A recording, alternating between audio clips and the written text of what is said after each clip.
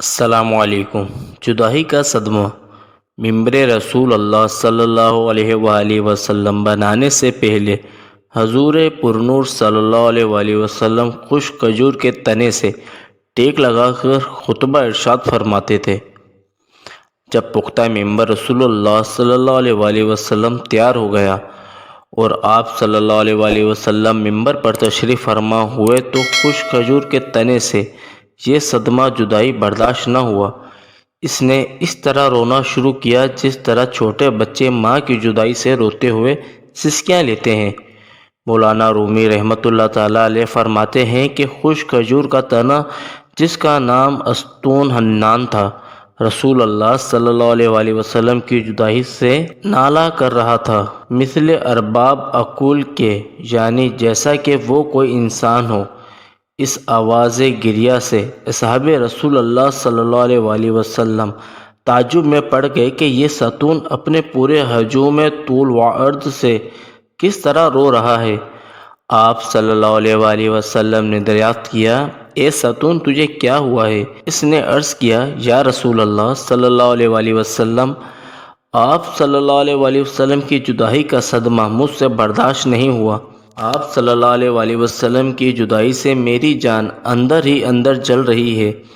اس آتش غم کے ہوتے ہوئے آپ صلی اللہ علیہ وآلہ وسلم کے فراق میں کیوں نہ آؤ فنا کروں؟ یا رسول اللہ صلی اللہ علیہ وآلہ وسلم، آپ صلی اللہ علیہ وآلہ وسلم ہی تو جان کائنات ہیں۔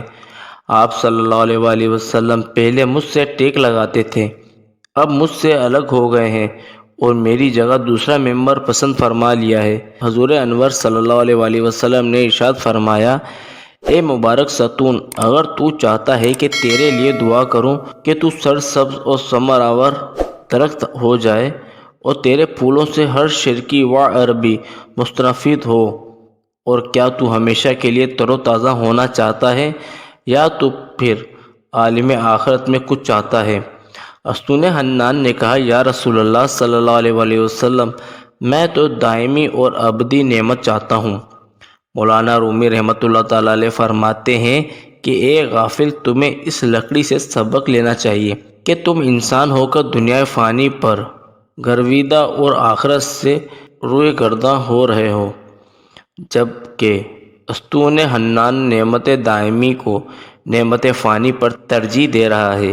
پھر اس استون حنان کو زمین میں دفن کر دیا گیا تاکہ مثل انسانوں کے روز جزا اس کا حشر ہو۔ اگر کسی کے دل میں حضور صلی اللہ علیہ وسلم کی چاہت و محبت نہیں تو اس کی زندگی بھی بے معنی ہو گئی، وہ بدنصیب عالم برزخ اور آخرت میں بھی رحمت الہی سے محروم رہے گا۔ حکایت نمبر 2، سیاہ سانپ۔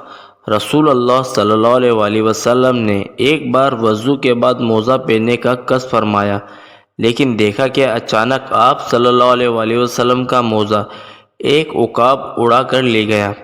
آپ صلی اللہ علیہ وآلہ وسلم کو یہ ماجرا دیکھ کر حیران ہوئے۔ تھوڑے ہی وقفے کے بعد آپ صلی اللہ علیہ وآلہ وسلم نے دیکھا کہ عقاب نے موزے کا منہ زمین کی طرف کیا، جس سے ایک سیاہ سانپ گرا۔ اس عمل کے بعد عقاب نے موزہ رسول خدا صلی اللہ علیہ وآلہ وسلم کی خدمت میں پیش کر کے عرض کیا، یا رسول اللہ صلی اللہ علیہ وآلہ وسلم، یا رسول اللہ صلی اللہ علیہ وآلہ وسلم، میں نے اسی ضرورت سے گستاخی کی تھی کہ اس کے اندر سانپ گھسا ہوا تھا۔ مجھے حق تعالیٰ نے آپ صلی اللہ علیہ وآلہ وسلم کی حفاظت پر معمور فرمایا، ورنہ میری کیا مجال تھی کہ آپ صلی اللہ علیہ وآلہ وسلم کہ حضور ایسی بے ادبی کرتا۔ حضور صلی اللہ علیہ وآلہ وسلم نے اللہ عز و جل کا شکر ادا کیا اور فرمایا، ہم نے جس حادثے کو باعث صدمہ سمجھا وہ دراصل وفا اور باعث رحمت تھا۔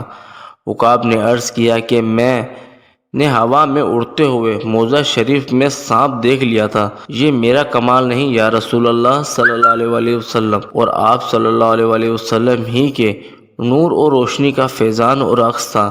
آپ صلی اللہ علیہ وآلہ وسلم تو سراج منیر ہیں، اگر کسی کے دل کو اندھے کو نظر نہیں آتا تو یہ اس کا اپنا قصور ہے، کیونکہ تاریکی کا عکس تاریک ہی ہوتا ہے۔